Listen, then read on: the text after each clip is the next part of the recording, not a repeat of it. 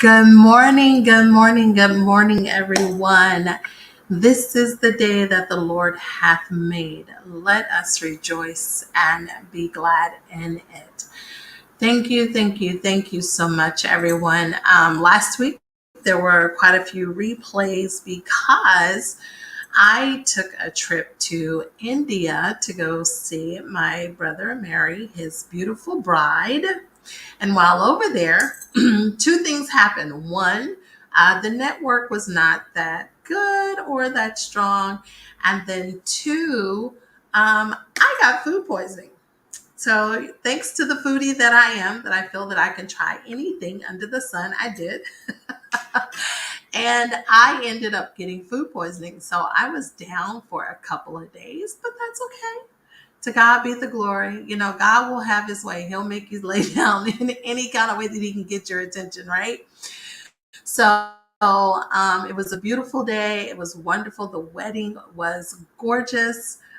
Congratulations to Mr. and Mrs. Samuel Kusumo, the newest bride and groom of our family. I hope everyone has had a wonderful week. Hope your weekend was great and hope your morning, Monday, has been starting off well for those in the United States and for those who are actually in Dubai, Nigeria, Africa, India, that you had a wonderful day. So let's go ahead and get into today. You all know every time I start out with today is, right? So today is National Cousins Day. So if you have cousins, pick up the phone. You know, I like to talk instead of text. Pick up the phone, send them a text, and let them know that you celebrate them as National Cousins Day and tell them how much you love them and appreciate them. Also, today is International Self-Care Day. So we've had that before, and somehow it's come back again. So self-care must be very, very important. So make sure that you do something self-care. I don't care if it's you simply put a mask on your face tonight. I don't care if it's you eat your favorite junk food today. Do something that's self-care. You know, they probably say junk food doesn't fall in line with self-care, but if you work out and you want to have junk food, I think it's great. I think it's okay. You can have it, right? So just make sure you take care of yourself. And also, it's National Old Joke Day, but I kept trying to remember one and I couldn't. And I kept trying to remember the one that's why the chicken, I don't know, crossed to the other side. I don't know. I can't remember. So anyway, it's National Tell a Joke Day. So if you can recall a joke, please tell a joke. Okay. So just a few reminders. As you all know, this is now a part of the LonnieB and Company network where I actually produce shows for other individuals. And keep in mind that on every Thursday, no, I'm sorry, every Friday, you have an opportunity to visit with myself and my husband, the Kusumos, on We Are the Kusumos at 8 a.m. every morning. If you miss us, then you can definitely tune in on Saturday mornings at 11 a.m. Central Standard Time with the Dear Life After with Rosalind. If you happen to miss her, then you can tune in to Motivation Moments with Gregory Bloomfield. Actually, he will not be this Sunday. He will be this coming up Monday, July 31st, as he closes out his season with none other than Bishop Greg Davis. If you know him, he's very popular on Clubhouse, and he also has the YouTube channel of When the Right One Comes. He talks to individuals about relationships. He talks to them about marriage, preparation for marriage, and it is a panel of all men. So ladies, we get a male's perspective. Now, today, this week, my featured author is none other than Dr. Amanda Randolph. She is an author. We actually co-authored a book together called Finding Joy in the Journey. She is also the co-author of Camouflage Sisters. Camouflage Sisters is where I'll be coming from today, and I'll tell you a little bit about that before I read the devotion.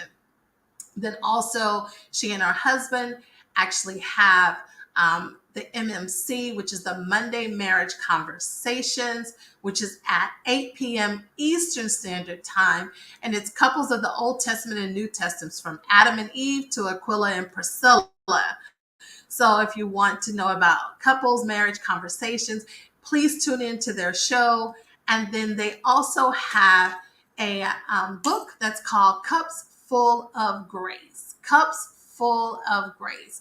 And it is to enlighten and encourage and affirm your relationship, whether you're married or whether you're in a long-term committed relationship. That is what the book is about. But to this week, we will be coming from her book, where she was a co-author of Camouflage Sisters. And Camouflage Sisters it chronicles the courageous path of 14 women who overcame various struggles during their military careers, internally and externally.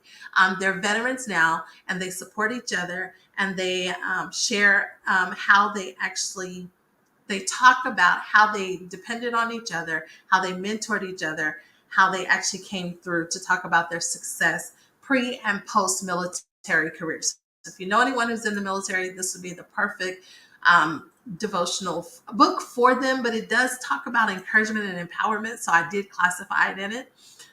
So let's go ahead and get started. I do not keep you all long. Camouflage Sisters, revealing struggles of the Black woman's military experience.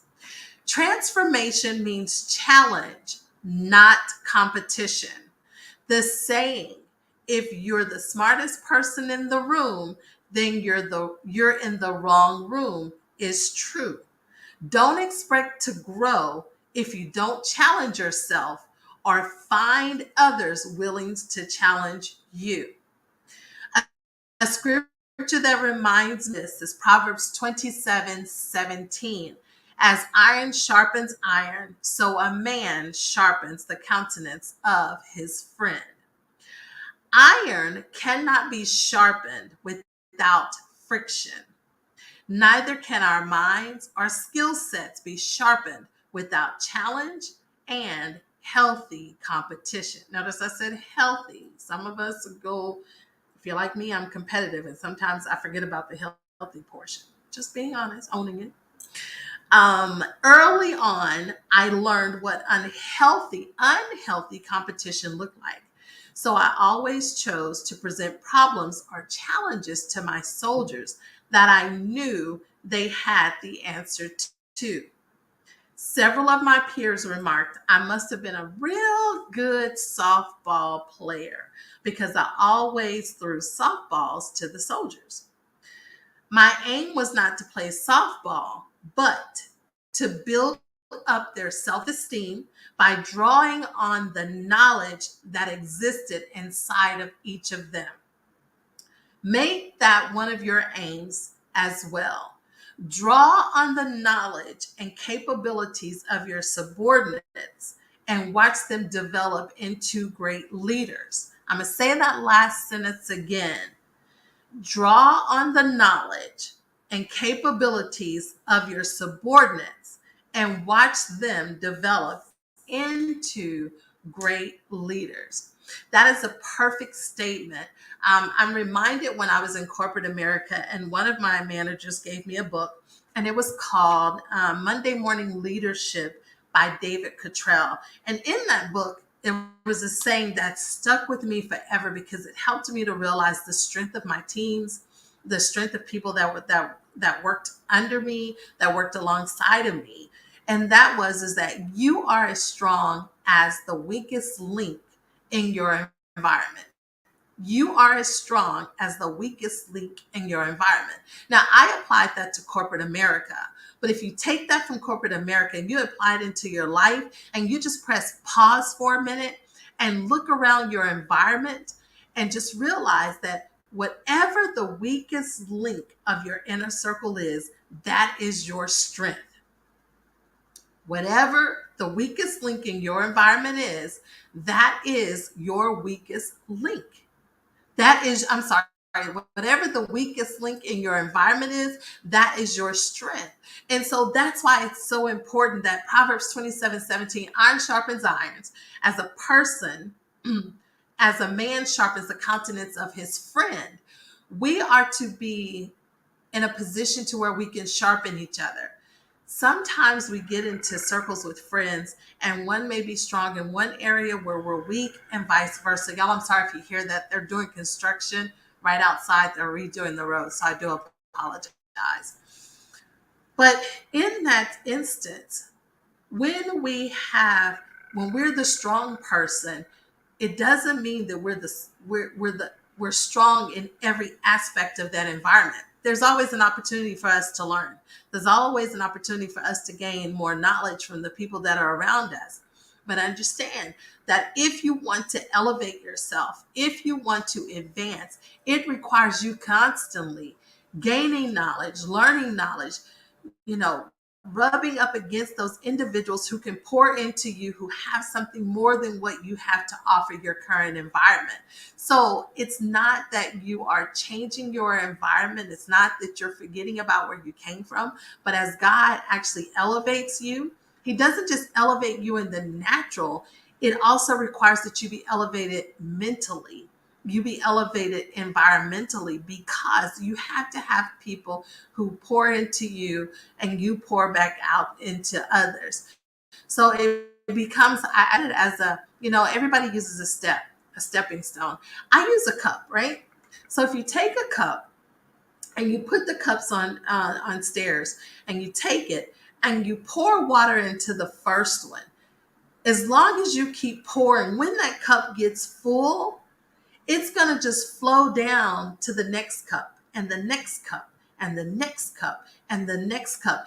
That's how you should be when you're pouring into people. So as someone pours into you, you should be pouring into someone else, and you should be encouraging that person to share what you have poured into them and make it a ripple effect. And that's how you all keep lifting each other up. And eventually, sometimes when we hit our peak and we know when to tap out at your prime, you already know that the person that you've been pouring into is ready to take it to the next step.